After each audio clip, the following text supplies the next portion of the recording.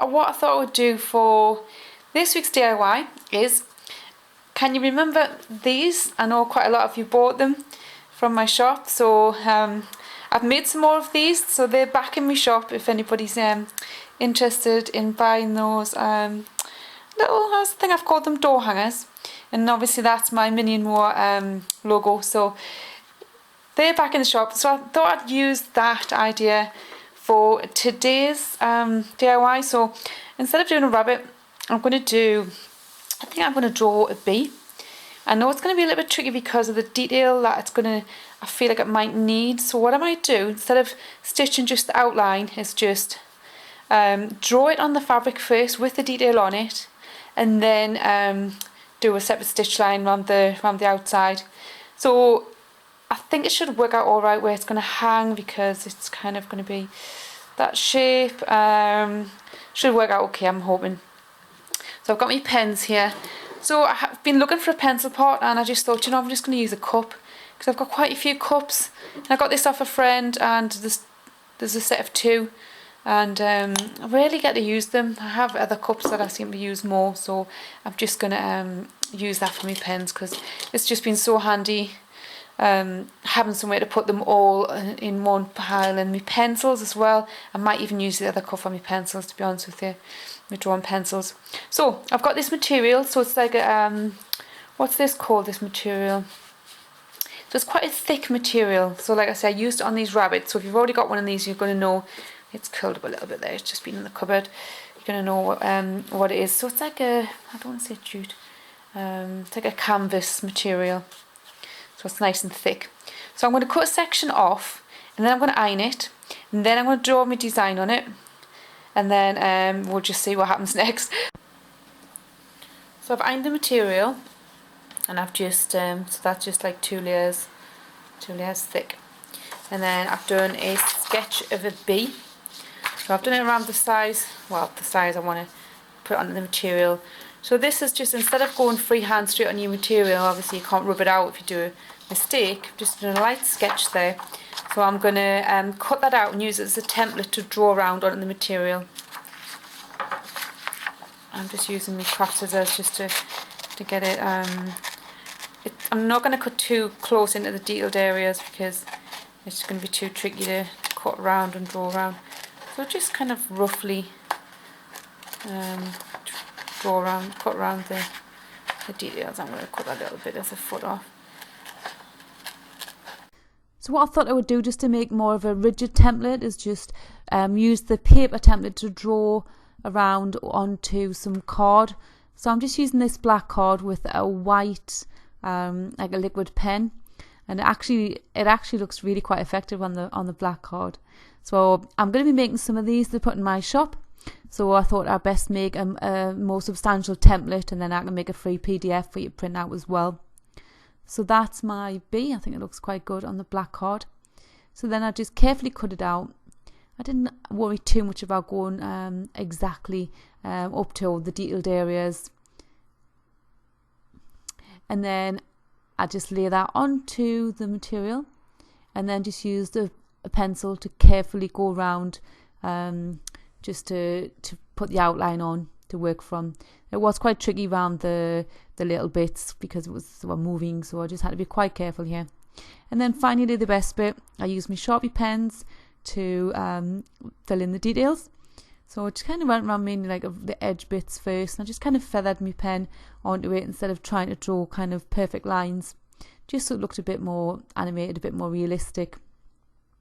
So then I drew the wings, the body. I've speeded this up because we would have been on here all day if not. It's not perfectly symmetrical, but I really think things can look a little bit more natural when they're not anyway. And then just drew in the body.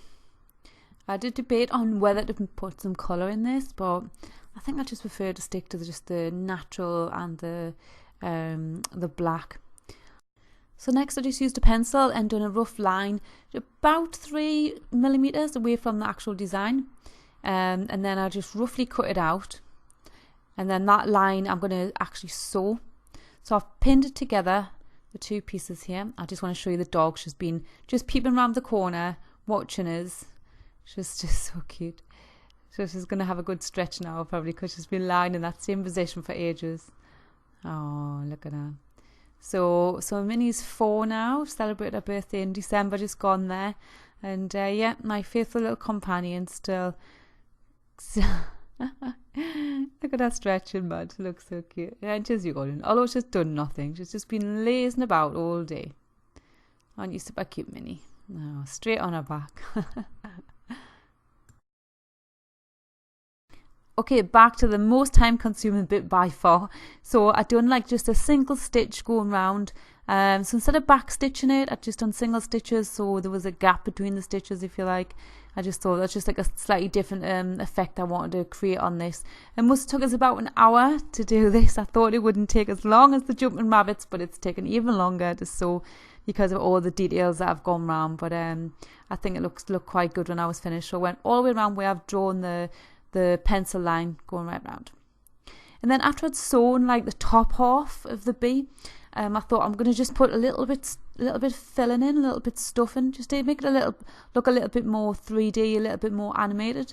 So I just used this filler, and then these tweezers that I bought, these craft tweezers, which are just great for getting a hold of the stuffing and just putting it where you want it.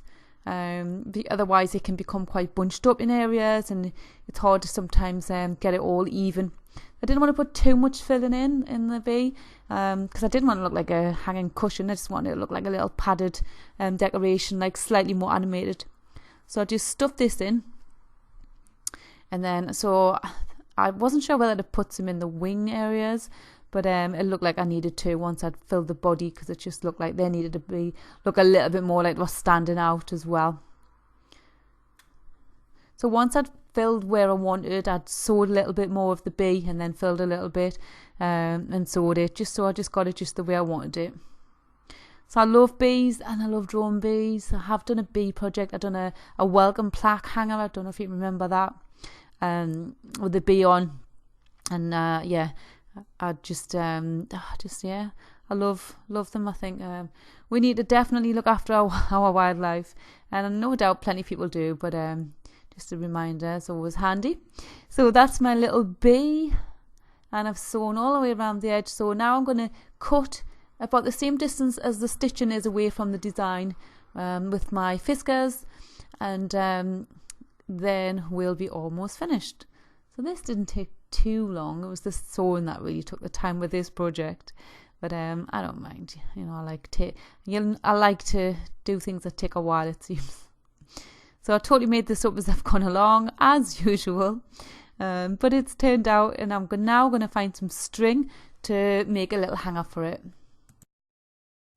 So after searching for probably 20 minutes, I finally found this black string that I knew I had.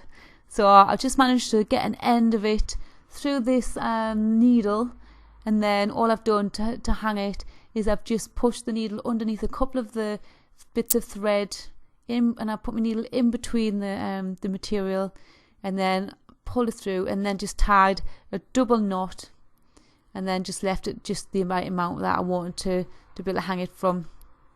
So this is just a simple little project, so you could use any design, you could make any animal, any creature.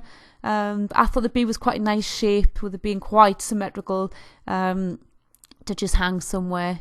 And I'm going to hang this on my black unit that I've got in the living room, and I think it'll just stand out nice there.